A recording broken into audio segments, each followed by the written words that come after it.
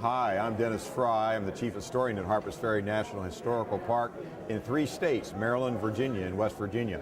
I'm here to speak to the Milwaukee Civil War Roundtable this evening, and I'm speaking about one of the most important characters in American history, John Brown, and his raid that helped launch the American Civil War.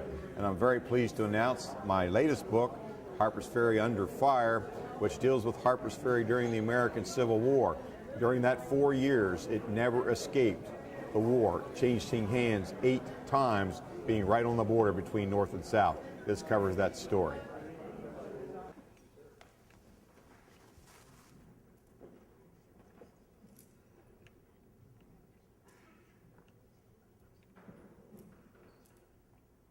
Speaking to us tonight will be Dennis Frye. He's spoken a couple times before, once here and once when we were up at the club. He's the chief historian at Harpers Ferry National Historic Park, and he's told us all at the table we need to get there and see it because it's nice. He's a lecturer, a writer, a guide, a preservationist. He's been on TV for all kinds of those historic things, even probably once in a while on the History Channel. He has written 9 books, numerous articles. He will be from the Chicago Roundtable. They're going to award him the Nevins Freeman Award. He's going to be speaking tonight on John Brown, the spark that ignited the war. And he has a book for sale. It would be nice if he didn't have any to carry to Chicago. Okay, they want some in Chicago. Anyway, Dennis will talk to us about Mr. John Brown. Dennis. Thank you, Frank. Appreciate it. Thank you so much. It's great to be back with you here this evening in Wisconsin, here in Milwaukee, in this beautiful facility. I've spoken to about 150 Civil War roundtables across the country, either that I've gone to visit or have come and visited me when I've been leading tours at Harpers Ferry or Antietam or South Mountain or in the Shenandoah Valley. And so a lot of organizations, Civil War Roundtable people over the years. But I must say, this is one of the best places that I've ever had an opportunity to speak, simply because of these great surroundings and, of course, great people as well. But this is impressive. When you walk in here, you don't forget this place. And I remember the last time I spoke to you, which I think was in June of 2013, and I was so disappointed that we weren't meeting here. The country club was great, but this is not a country club. This is something special that you have here. So really glad to be back to this location this evening. And I feel very blessed in terms of being able to address people like you all across the country. I actually joined a Civil War Roundtable, the Hagerstown Civil War Roundtable, Hagerstown, Maryland, which is the largest city near Sharpsburg in the Antietam battlefield in western Maryland. Joined that roundtable when I was 8 years old. That roundtable was organized in 1956, so it's not as old as yours, but it's one of the oldest in the nation. And my father, who was not a founder, but joined the organization in 1957, and by the mid-1960s, I was attending Civil War Roundtable meetings with him monthly. And so joined as the youngest member in the history of that organization, still hold that record. Interesting enough, something happens. When you join as the youngest member at 8 years old, now I am the most senior member at 58 years old. I've been a member of that organization 50 years this year. 50 years. I guess the good news is I'm not the oldest member of the roundtable, but that half a century is a long time to be a member of an organization. And I really, truly, I consider it very, very privileged to be so active in this incredible community of people who study this field. I'm very passionate about it, and you'll certainly sense that before the evening is over. A couple other people I'd like to introduce and thank. Cindy Heckler is the president of the Chicago Civil War Roundtable. Thank you, Cindy. She got us here this evening. She picked us up in Chicago and made all the arrangements. And so thank you for driving us up and hopefully taking us back. I guess we have to go back for tomorrow night. You need to be there for tomorrow night. But the other person I'd like to introduce is disappearing along the wall here right now. This is my wife, Sylvia. Sylvia is a Texan from San Antonio. She and I She's such a Texan that when she came to Maryland, our license plate was changed to the words Gig'em, G-I-G-E-M. If you don't know what that is, then you need to understand something about Texas A&M University and the Texas Aggies, where she graduated from, in museum studies, a master's degree in museum studies from Texas A&M University. So, and it's Caitlin, is that right? Yes. So congratulations on your recent graduation. Congratulations. Perhaps you can have a great career like Sylvia did. Sylvia worked for the National Park Service as a museum curator, a collections manager. In fact, when she retired from the Park Service, she was in charge of the National Park Service agency collection. And it's relevant to the program this evening. People often ask, well, where do you meet? Where did you meet your spouse? And in my case, I actually met Sylvia. I didn't know her, but I met her in Harpers Ferry. She had just transferred there recently, coming from St. Louis, where she was the curator, exhibit curator of the collection at the Arch, the National Park Service site there at the Arch in St. Louis. And when she came east, we had just done something in our national park that was pretty significant. I had discovered that John Brown's family Bible, his Bible, the family Bible, the Bible that he himself had inscribed with the family genealogy, and that he himself had gone through and marked and underlined and asterisked passages in that Bible that were of importance to him. I had discovered that that Bible was on the market, that it still existed and was for sale. And so I negotiated with the owner of the Bible, and on behalf of you, the people of the United States, we purchased the Bible so that we could have it on display as a centerpiece, an object, at Harpers Ferry National Historical Park. And so we purchased the Bible, but we didn't see it. We hadn't seen it. We had it appraised. We knew it was authentic. We knew it was the real thing, but we had not actually seen it. So at that time, whenever an object of that enormous value came into the national park system, the first place it went was to Sylvia. And the superintendent and I wanted to see this Bible. And so we made arrangements to see the Bible. And literally, the first time that we met was over John Brown's family Bible. I don't know why you're clapping, but I think it's a heck of a story. It really is an incredible story. So there you go. That's what you have to look forward to as a curator and as a collections manager. See if you can top that one in your career as you go forward. John Brown. I'm very excited about being here with you tonight and being in Chicago tomorrow night, and I'm very deeply humbled and honored to be the recipient of the Nevins Freeman Award. Growing up in the Civil War community, starting when I was 8 years old, 50 years ago, I knew about the Nevins Freeman Award when I was still in elementary school. And I knew what that award was, and I knew about the people that were receiving that kind of award. And I remember thinking to myself, that's what I want to be. I want to be able to compete for, to have the honor of potentially working towards that award. So tomorrow night, that actually becomes a reality. So Cindy and Chicago Roundtable, I feel very, I'm in deep gratitude to you and the Roundtable, the Civil War Roundtable, for that incredible honor.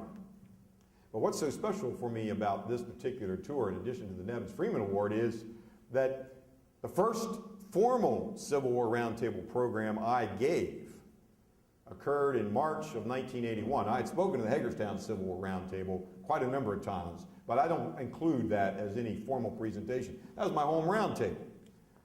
So I was speaking at the Hagerstown Roundtable when I was at middle school and in high school.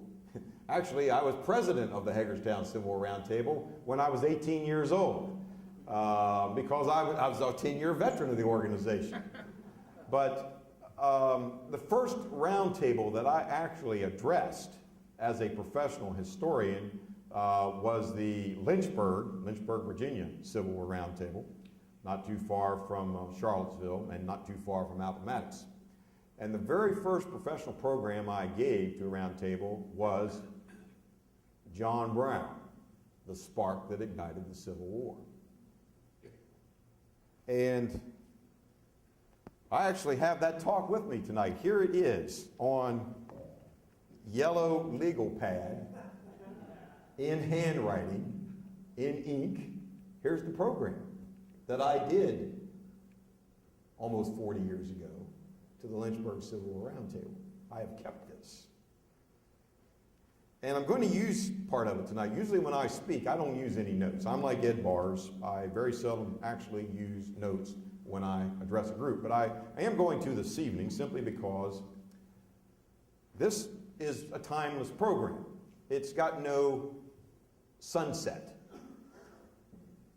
And I can tell you as a public historian that when people come to my national park, your national park, Harper's Ferry, there's typically two words they have on their mind other than Harper's Ferry. And those two words are John Brown. People come to my park today 156 years after the John Brown attack at Harper's Ferry, over a century and a half ago, as if it just happened yesterday. Although John Brown was executed 156 years ago, as the song says, his soul goes marching on, and it truly has continued to march on in the soul of America. And I assure you, when people come to Harper's Ferry, they have an opinion on Brown. They think they know something about him, but even more importantly, it's not what you think you know, it's what you feel. Because you see, Brown is one of those few people in our American story that is more about what you feel than what you think. Brown is one of those people in American history that draws from you not an intellectual discussion, but an emotional reaction. Brown is all about emotion. And it's emotion that came because of what he did.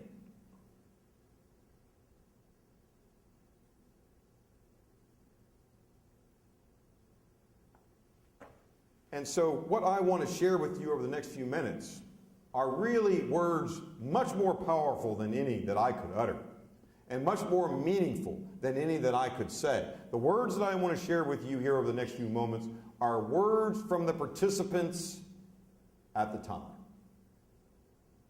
The people who experienced Brown at that moment, who were part of the story of America in 1859, on the verge of a collapsing United States.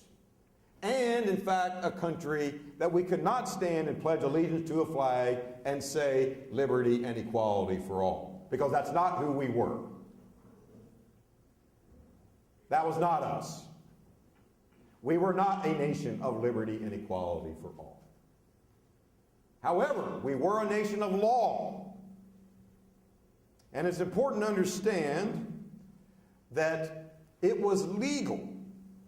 It was perfectly legal by the nation's laws and by a Supreme Court decision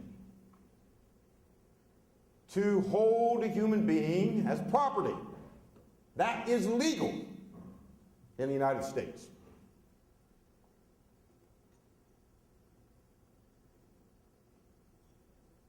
And so, this is not going to be a program of condemnation, but it is a program that certainly makes us realize that we could ensure, encourage, and participate in a legal system that permits human enslavement. And that's who we are in 1859.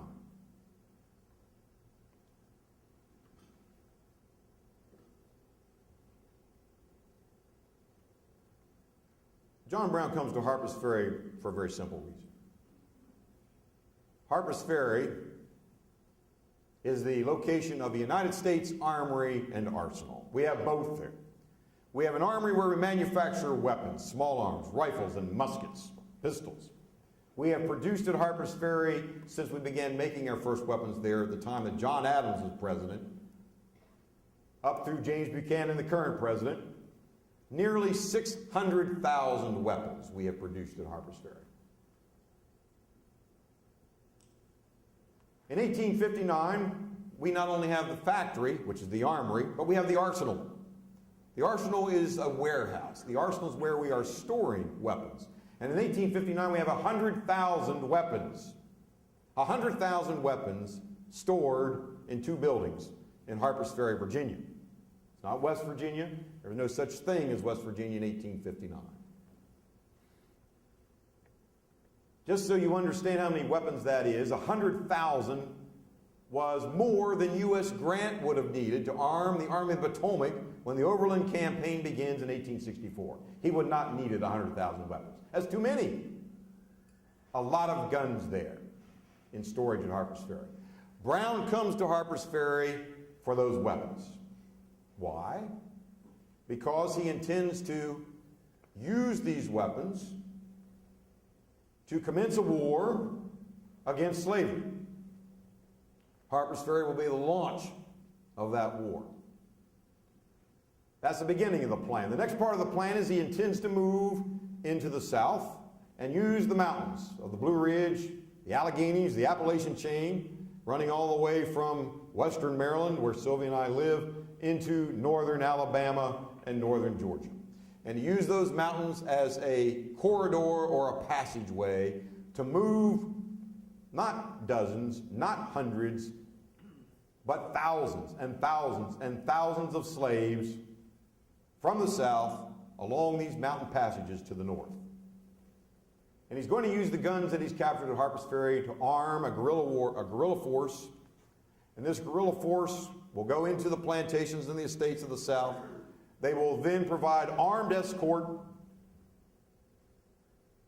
for those slaves to the mountains and then provide armed escorts north, using the mountains as a series of fortresses. In other words, it's a mass migration of people out of slavery into what was called the Promised Land. And the Promised Land in 1859 was Pennsylvania. The Promised Land in 1859 was Ohio. The Promised Land in 1859 was Illinois. The Promised Land in 1859 was Wisconsin. The Promised Land in 1859 was Canada. Any place north of the Mason-Dixon line was the Promised Land.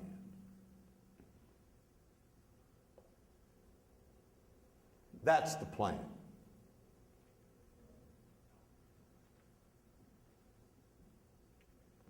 Brown comes to Harpers Ferry. He has 18 men that he brings with him, young men, military men, most of them experienced in warfare in Kansas, bleeding Kansas. He seizes the armory and the arsenal on a Sunday night in a fall rain, October the 16th, and everything's working beautifully. But then it doesn't work. He runs into some tactical problems. And soon John Brown will be surrounded by local militia coming out of that section of Virginia and Maryland. And soon he will be attacked by United States Marines coming out of Washington, D.C. in the Washington Navy Yard, or there by the President of the United States, because John Brown had just attacked the United States government, had just attacked the United States installation, and had just seized United States weapons. Brown will be captured by the Marines, commanded by a United States cavalry officer named Lee, Robert E. Lee, fighting for the United States in 1859. He will be taken to nearby Charlestown, the county seat of Jefferson County, Virginia. He'll be placed on trial at the circuit court, and he will be found guilty of 3 capital offenses: murder, people were killed during the John Brown raid, including the mayor of the town, Tommy Thompson. Politics can be dangerous. Happy birthday. He will be tried and convicted of inciting slave rebellion and also treason. Brown actually had created his own constitution. He intended to establish his own nation in the South. Found guilty of treason. 6 weeks after his capture, the judge determines that the best answer to John Brown is the noose, and he will be executed 6 weeks after his capture. Swift justice.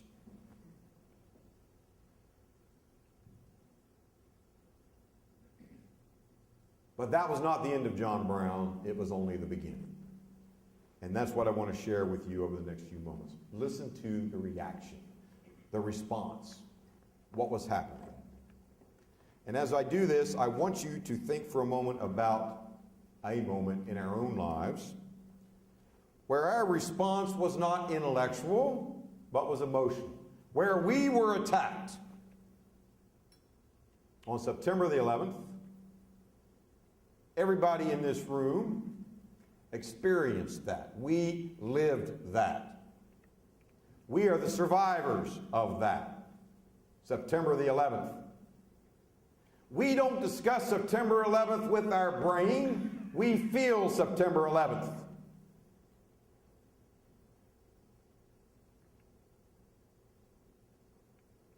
We respond to that with our emotion. We were attacked. So put that as a parameter of your own feelings very recently, because it'll make you feel for these people who experienced the attack on Harper's Ferry in 1859. But there's one major difference. Our attack on September the 11th, foreigners attacked us. The attack on Harper's Ferry was conducted by an American citizen against the laws of the United States for the purpose of ending enslavement in the United States, to make us truly a land of liberty and equality. How did they feel about this? Well, I think we ought to start where the attack occurred, Virginia. Let's go to a president of the United States, the last Virginian to be in the White House. That's a good trivia question for you. John Tyler, from Tidewater, Virginia, from his mansion along the James River near Williamsburg. This is what he would say. Now remember, these are words of feeling. These are words of genuine emotion. So as I share them with you tonight, it's more important for you to hear the words and feel the words than it is for you to remember the words. Hear them and feel them. President Tyler, former President Tyler. Virginia, his home. Virginia is arming to the teeth. More than 50,000 stands of arms already distributed. The demand for more daily increasing. You can probably understand. Virginia was just attacked. People want to defend themselves. They're fearful. They've been terrorized. If there's one John Brown, there's more. I remember on September 11th what my first response was: how many more of them are there?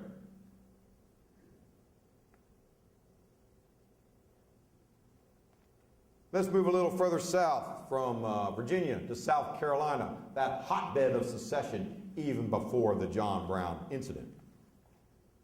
The Charleston Mercury, the newspaper, the great newspaper of the South, would declare, there is no peace for the South now in this Union.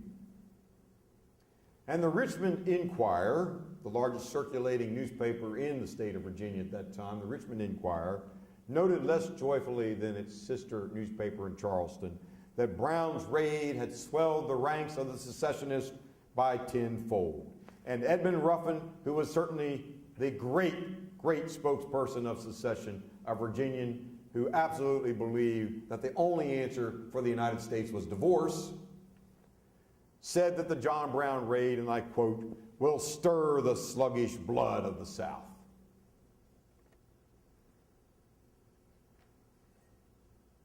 Now, if those words haven't given you enough feeling, these will. This comes from a delegate in the Virginia General Assembly who will say in the Capitol building, a house built by Thomas Jefferson, designed by Jefferson. This is the response of a Virginian, and you recognize his name. If you're a Gettysburg aficionado, you certainly recognize his name, because he soon would become a general in the Confederate Army. But let me share his words before I identify him. Picture this legislative body, Richmond, aftermath of this attack on your home state. All Virginia will stand forth as one man and say to fanaticism that whenever you advance a hostile foot upon our soil, we will welcome you with bloody hands and hospitable graves.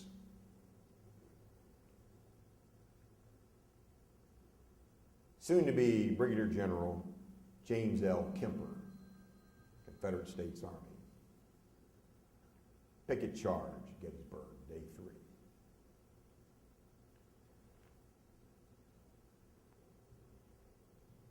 The Petersburg, Virginia newspaper, The Express, would write about Brown that he and his men were, quote, the fruit of satanic doctrine,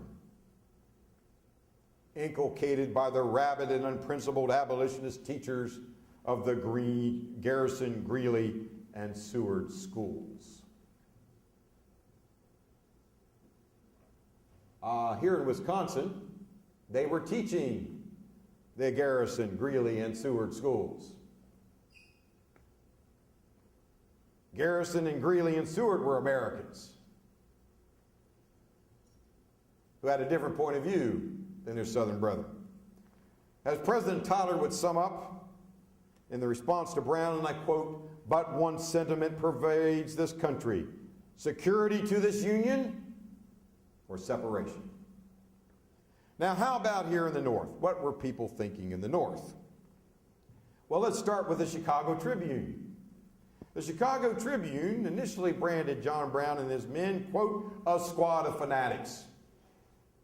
And the Tribune went on to conclude Brown and his men are guilty of the most incomprehensible stupidity, folly, unpardonable criminality.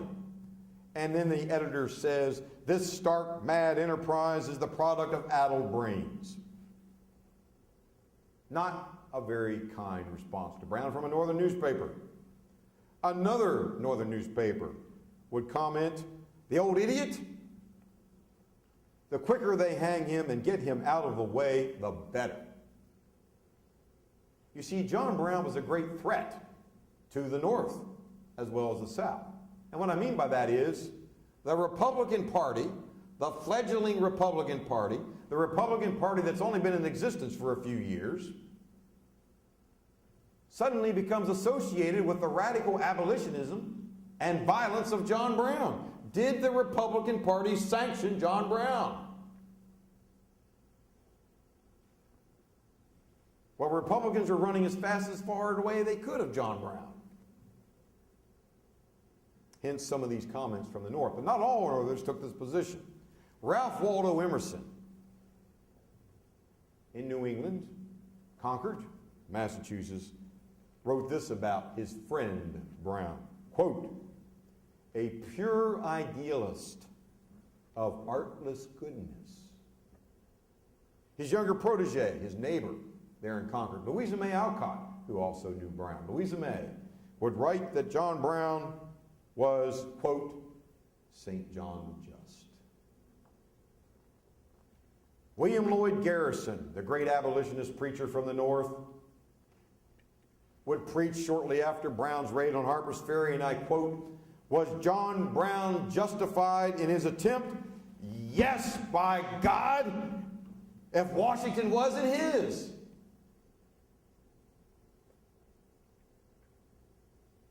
Wendell Phillips, an outspoken supporter of Brown, would write that Harper's Ferry is the Lexington of today. And David Henry Thoreau would write that John Brown, and I quote, "was the best news America ever heard." Now, my friends, how do you take these differences of opinion, all from Americans, about one man, one action,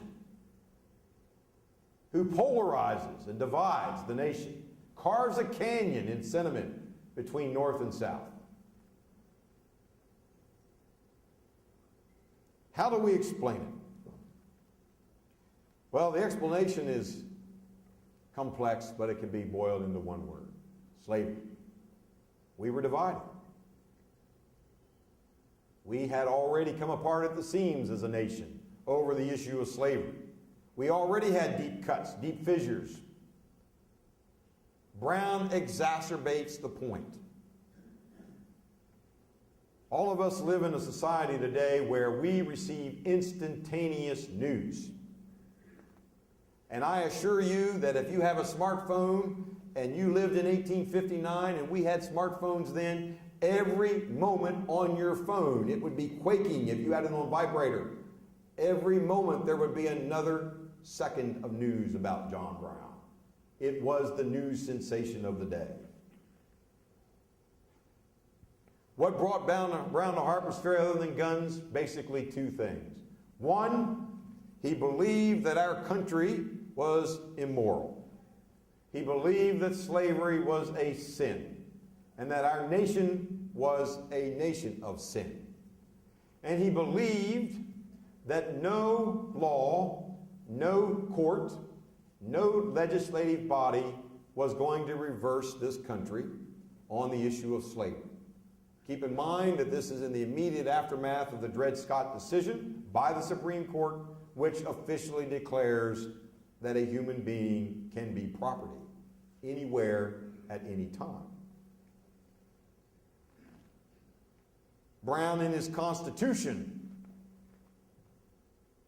yes, his Constitution, to create his own nation, would in the preamble write, and this is very short, but listen to these words: this was Brown's mission. This was his life. And it's summarized in this very brief preamble. Whereas slavery, throughout its entire existence in the United States, is none other than a most barbarous, unprovoked, and unjustifiable war of one part of the population and part citizens upon another portion, the only conditions of which are perpetual imprisonment, hopeless servitude, absolute extermination, in utter disregard of the eternal and self-evident truths set forth in our Declaration of Independence. That was Brown's mantra. However, Brown, he believed he had a calling higher than himself. You see, John Brown would stand here today, and I feel very confident in saying this, and look you in the eye and say, "God chose me. I am God's weapon to extinguish slavery from this land. He has spoken to me. He has directed me. He is driving me. I am here on behalf of God." Brown's favorite Bible verse was, and I quote, "Remember them that are bound as you bound with them."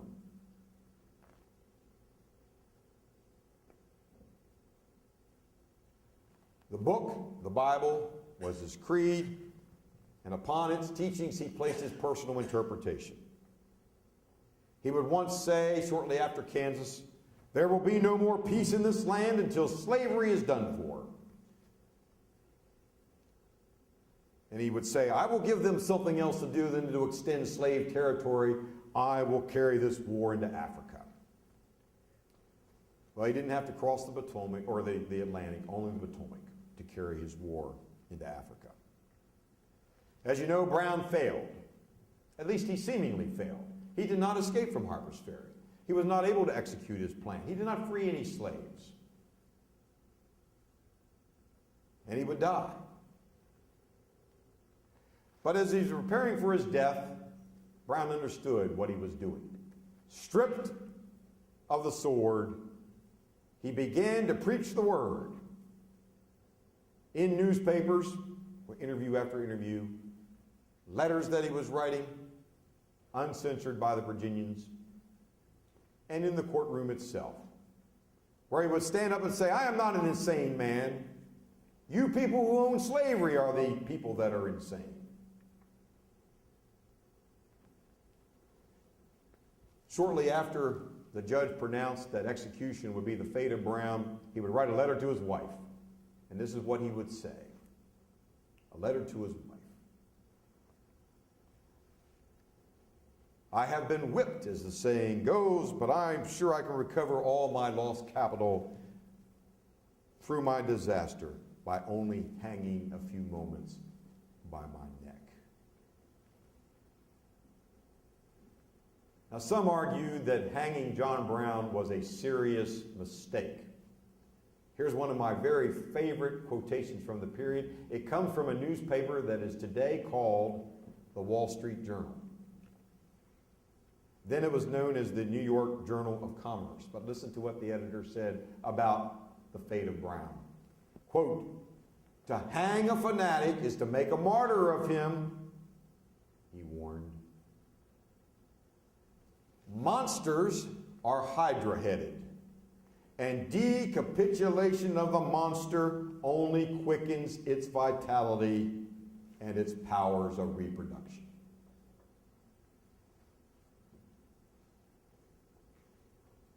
But despite that warning, Judge Richard Parker did determine that the best answer to John Brown was public hanging.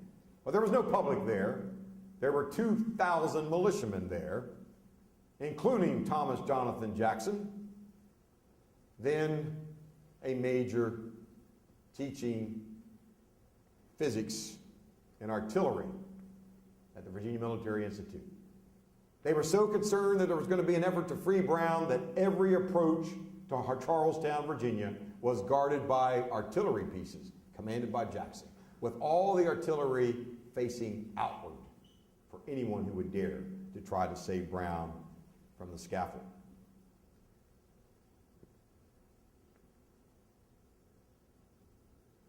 Just before his execution, in the courtroom, in his final words, when the judge asked if Brown had anything to say, he would stand and in part say this.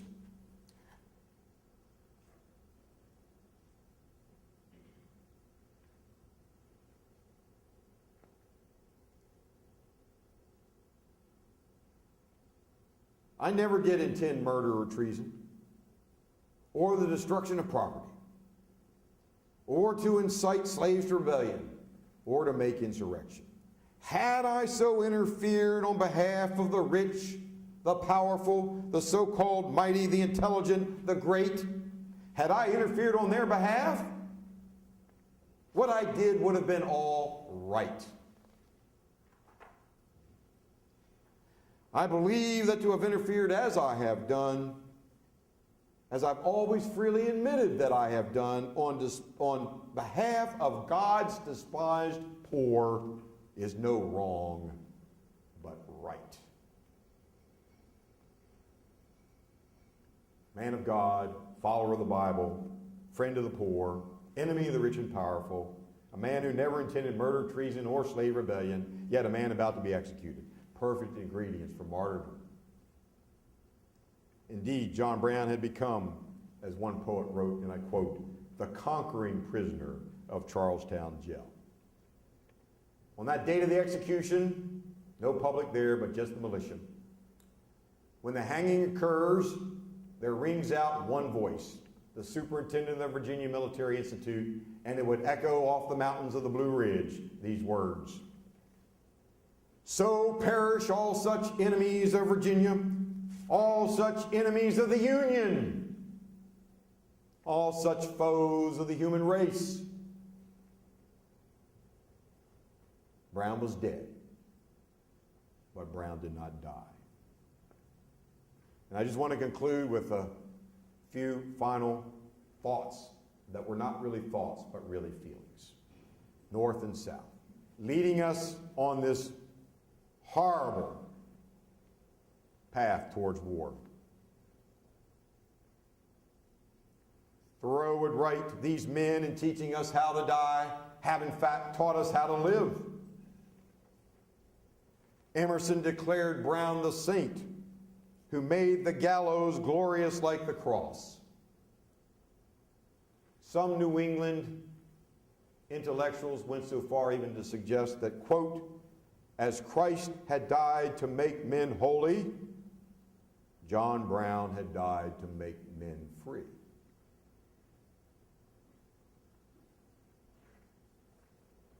But that was not the response from our Southern brethren.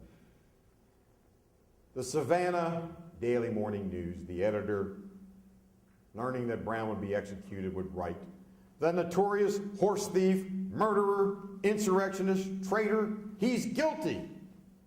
There are thousands of white cravated necks in New England and the northern states today that are as deserving of John Brown's hemp-pin tie as Brown himself." Jefferson Davis, United States Senator from Mississippi, would say in the halls of the United States Senate in the Capitol building in Washington, and I quote Senator Davis, "Have we no right to secure our rights and to protect our honor, that we may dissever the ties that bind us together, even if it rushes us into a sea of blood?" And the Charleston Mercury would announce, upon notification of Brown's guilt and his forthcoming execution, "The day of compromise is past. The South must control her own destinies or perish." And the Richmond Enquirer noted, "The Harper's Ferry invasion had advanced the cause of disunion more than any event since the formation of our government."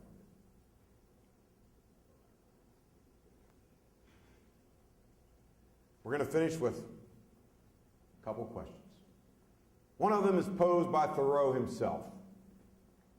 When thinking of John Brown, his attack at Harper's Ferry, the mission that he was trying to achieve, Thoreau asked this question, and I pose this question to you 156 years after Henry David Thoreau asked the people of the United States, and I quote, "Is it not possible that an individual may be right and a government wrong? Are laws to be enforced simply because they were made? Is there any necessity for a man being a tool to perform a deed which his better nature disapproves?"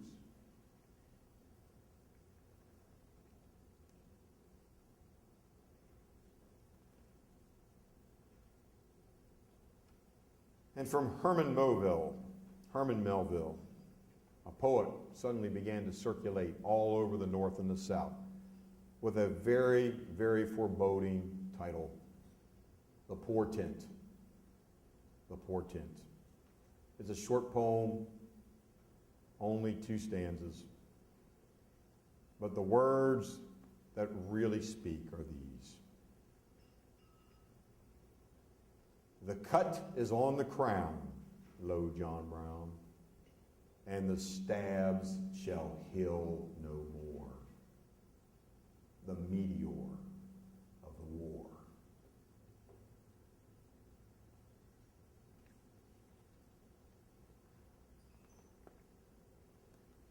I suspect you have an opinion of John Brown. What is his legacy? What does he mean to America in 1859 and today? And I suspect you have words going through your mind like I hear every day at my park.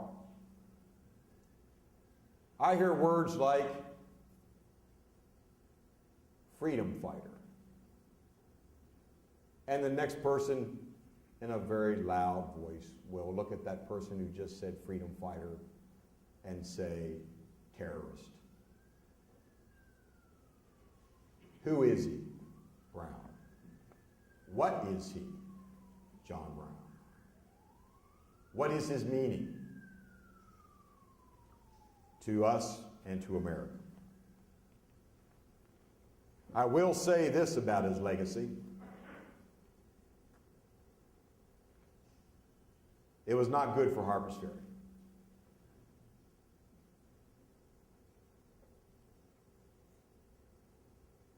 Just before he climbed the scaffold on December the 2nd, he had penned a note, put it on a piece of paper, his final words, and he handed it to his jailer.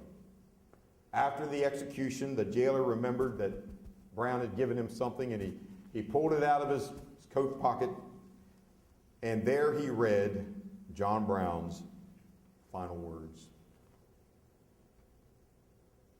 This is what they were. I, John Brown, am now quite certain that the crimes of this guilty land will never be purged away but with blood.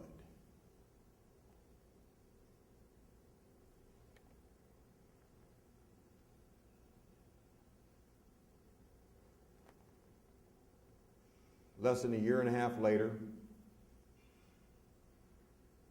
the Civil War erupts. Almost 3 years later, at a village called Sharpsburg, 10 miles from Harper's Ferry, 5 miles from Brown's secret headquarters in the mountains of western Maryland, at Sharpsburg, along the Antietam Creek on September the 17th, 1862, 23,000 American dead and wounded in 12 hours.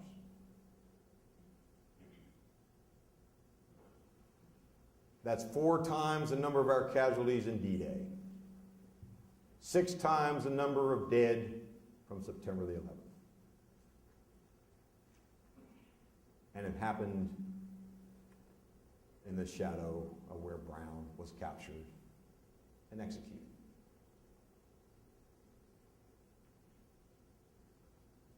I, John Brown, am now quite certain that the crimes of this guilty land will never be purged away but with blood.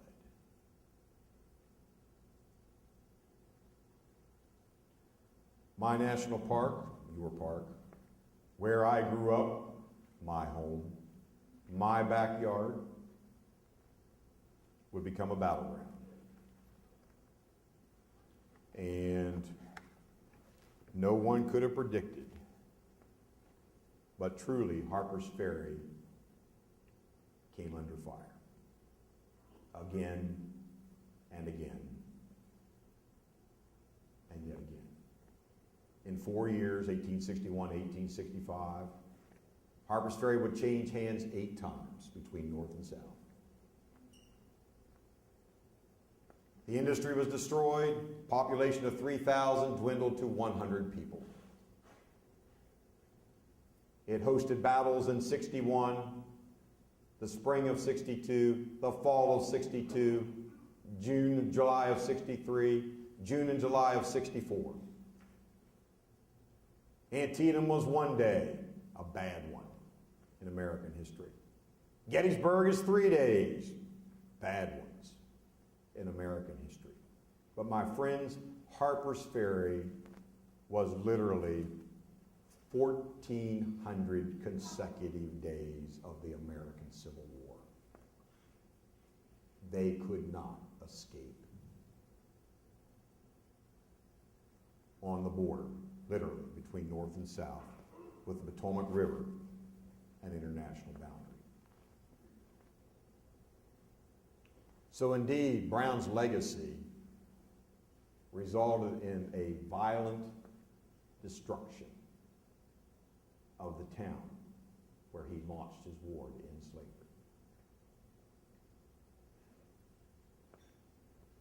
And to conclude, as you think about your own perspective on Brown, who is he? What do I term him? What name would I use to call him? Perhaps we need to best ask by going to the great poet Stephen Vincent Benet, who wrote a great poem, epic poem, called John Brown's Body. And there's a couplet in there that I never forgot. I read it when I was 17 years old, and I still remember it today. And if you go to Harpers Ferry National Park and you go into our John Brown Museum, where I wrote and researched most of the exhibits, you will see it front and center as soon as you enter that museum. These words, not mine, but the words of Stephen Vincent Benet. And Benet would say, and I quote, and he's talking to you and me, directly, personally, talking to you and me. He will say, you can weigh John Brown's body well enough, but how and in what balance weigh John Brown?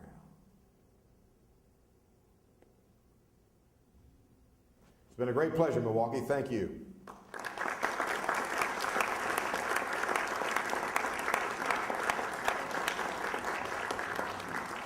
Any questions?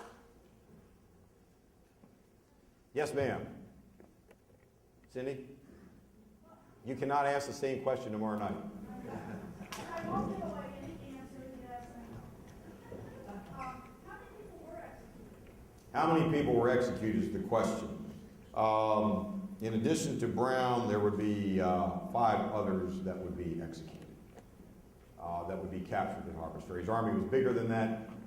Most of them were either killed or a few did escape, not many.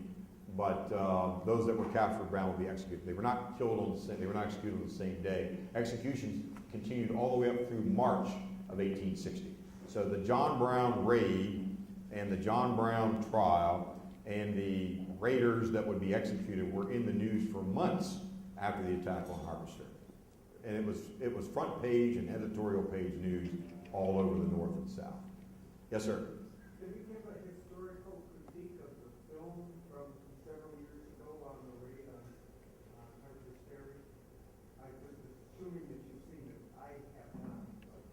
Well, there's been some things done on Harpers Ferry. I think the best film that was ever done on this is actually a PBS production. It's called John Brown's Holy War. It was produced by a fellow named Robbie Kenner. It was so good, in fact, that it won an Emmy. That is the best. It's a 90-minute program. It was part of the great PBS series, The American Experience, and that is without doubt the best I've ever seen done on John Brown. It's still out there. You can certainly find it. John Brown's Holy War. If you come to Harpers Ferry in a few weeks, we're doing a program called Screen on the Green, where we actually are going to project that film onto the side of one of our historic buildings, right where the John Brown raid occurred, on the date of the raid. It so happens the raid dates are 16th, 17th, 18th, which is a Friday, Saturday, and Sunday this year's weekend. And so we're going to do Screen on the Green and do a viewing of John Brown's Holy War on the ground where it actually occurred. That's the best. Yes, ma'am. Congratulations as a new member. Thank you. My question is, some of these encyclopedias have the date listed 1867. It says, 1869. How can that discrepancy be? Well, that is a big discrepancy. The question is that some have listed the John Brown event as 1867. That is definitely not right. 1859 is the date of the attack. Of course, 1860 comes the election of 1860, which gives us Lincoln as president. And then, of course, the war erupts in 1861. And so either they did not have good editors for that magazine, or 1857. Well, 57 Dred Scott, of course, occurs in 57. Brown's fighting in Kansas is over. That ended in 56. He did fight out in Kansas. He was part of Bleeding Kansas.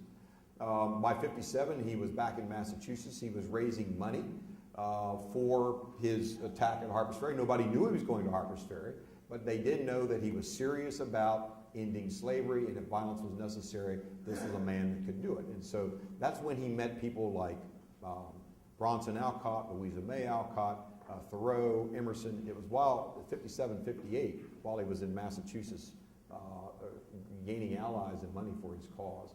So it was 1859 was the attack, not 1857. Yes, sir. Well, I used to say John Brown was an old man. Notice I say used to say.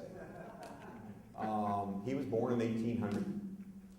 He was born when John Adams was president.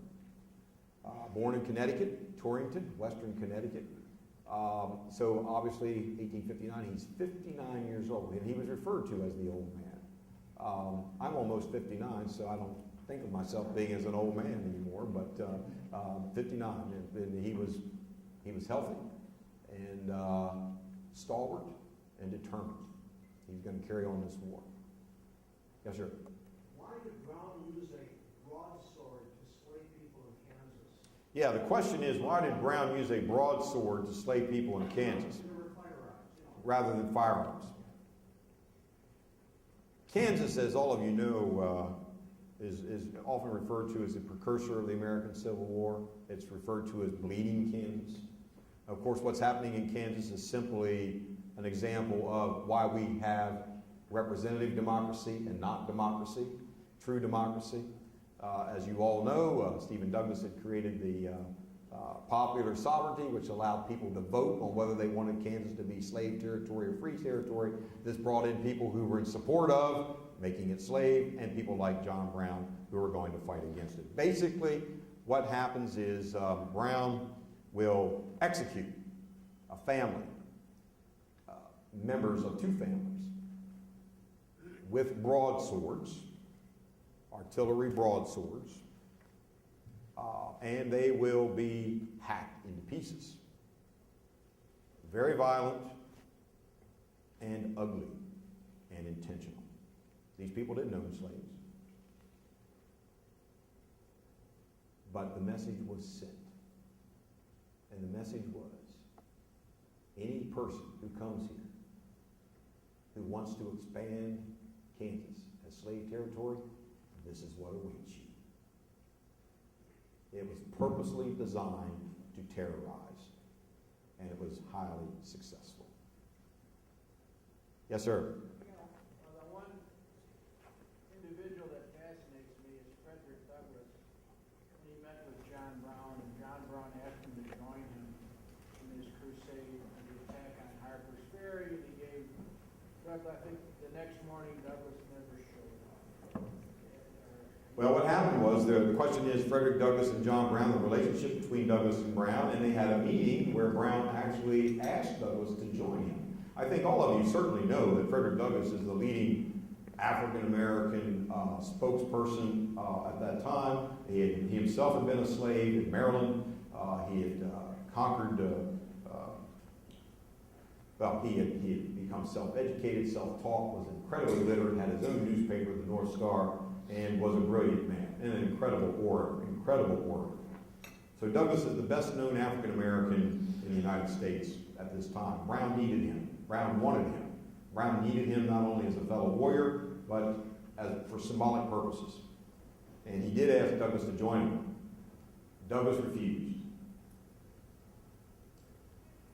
Douglass would later, in a speech at Harper's Ferry, about 15 years after the Civil War ended, declare that he was a coward. He was a coward.